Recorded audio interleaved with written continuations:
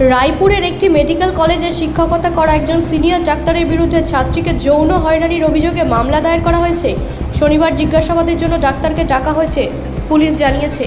পুলিশের মতে শুক্রবার রাতে সিনিয়র ডাক্তারের বিরুদ্ধে একটি অভিযোগ দায়ের করা হয়েছে, যার পরে ভারতীয় ন্যায় সংহিতা 2023-এর ধারা 74 মহিলার শালীনতা ক্ষুণ্ণ করার উদ্দেশ্যে এবং তার উপর আক্রমণ বা অপরাধমূলক বল প্রয়োগ এবং যৌন হয়রানির অধীনে একটি এফআইআর দায়ের করা হয়েছে।